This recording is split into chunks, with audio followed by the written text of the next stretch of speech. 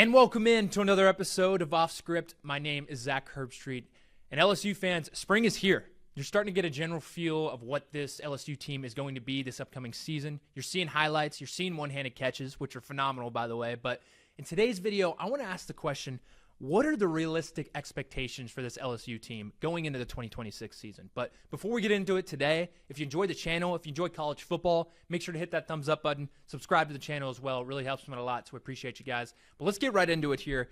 To get a good general gist of what the sports books are thinking, of what the public is thinking of this LSU team, I went and looked at just the win totals of what the entire, from top to bottom, of the SEC. And right now, LSU is sitting at 8.5, which I got to say is one of the best in the SEC, right behind Georgia and Texas, and they're sitting at 9.5. So that kind of begs the question, is that like the general realistic expectation, like only 8.5 wins?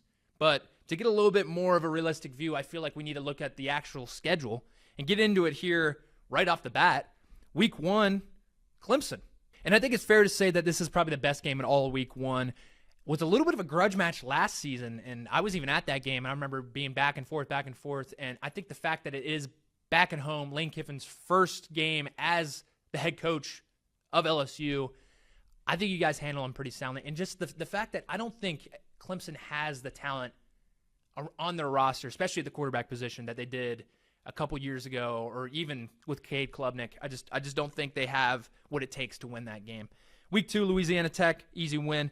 Now Week 3, and this one's interesting. I know a lot of people have their opinions on this one. I have one myself, and I'm about to give it to you right here. But I feel like in every single game, you're supposed to have the same mindset.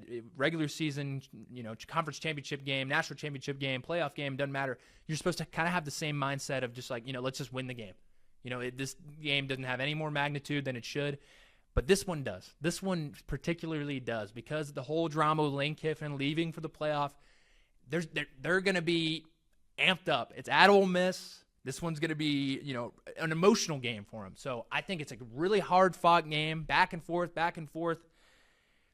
I think Ole Miss, I think they pull it out. So this is your first loss of the season. It's going to be a heartbreaker.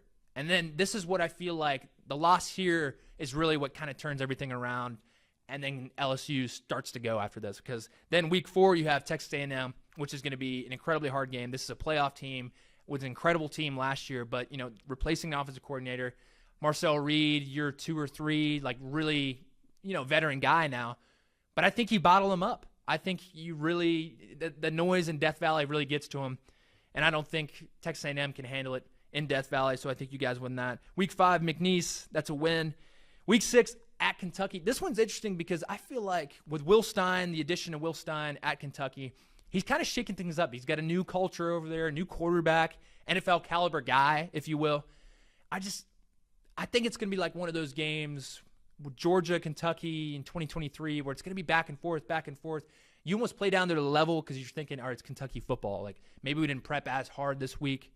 It's going to be, it could be a scare here. So I think you guys win this, but it's going to be a close one there. But you win nonetheless. Week 7, Mississippi State, that should be a win. Week 8 at Auburn.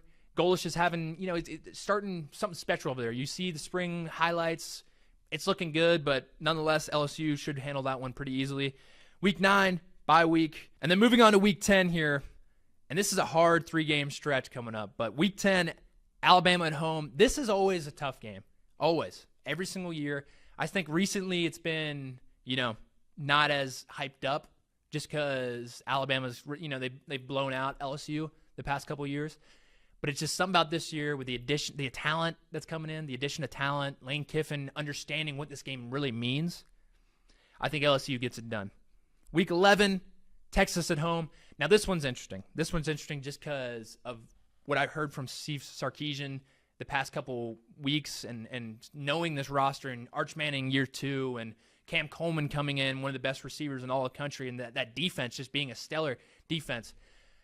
I think it's going to be back and forth, and that crowd's going to be a factor. But it's something about Texas and their drive and their almost discredit they got last year for what they did, and the fact that they were like, hey, we should have been a playoff team, but with 3 losses, it's hard to get in the playoff. But I think it's that drive that's really going to kind of put them over the hump. And I think LSU falls short of this one. I think Texas barely wins, maybe last-second field goal on this one. It's going to be a grudge match. Probably one of the best games in all the college football season this upcoming year is Texas-LSU, so I'm really excited about that one. But moving on, Week 12 at Tennessee, Neyland Stadium, probably one of the hardest places to play in all of college football, and that's a fact. 103,000 people.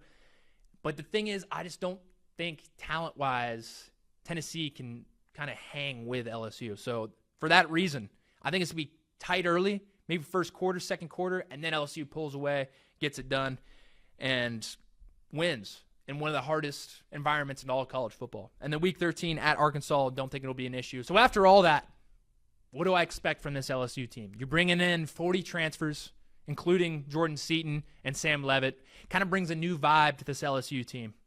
And also, like I said, I've been talking about it for basically 10 minutes already. Lane Kiffin, the addition of Lane Kiffin. Lane Kiffin equals scoring points, in my opinion. Therefore, your offense is going to be scoring points. With the addition of Sam Levitt, with the addition of Jordan Seaton, that just heightens that. So I think this LSU team is going to score. But it's just the question, how do they handle the environments? How do they handle, how does their defense handle the other offenses?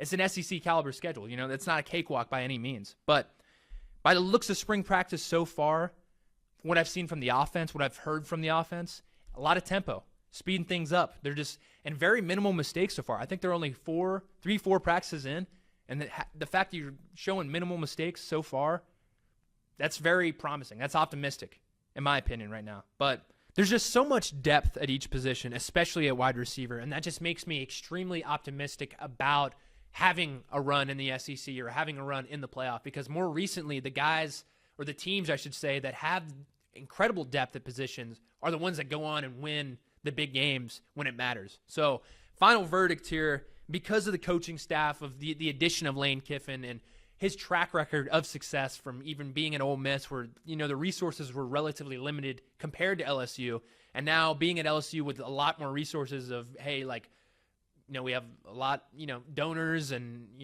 facilities. It's, it's a blue blood program. LSU is a blue blood program compared to Ole Miss. So that'll be interesting to see. But final verdict is I'm saying 10 wins. I really am. And I really do see that happening. It's a very tough SEC schedule.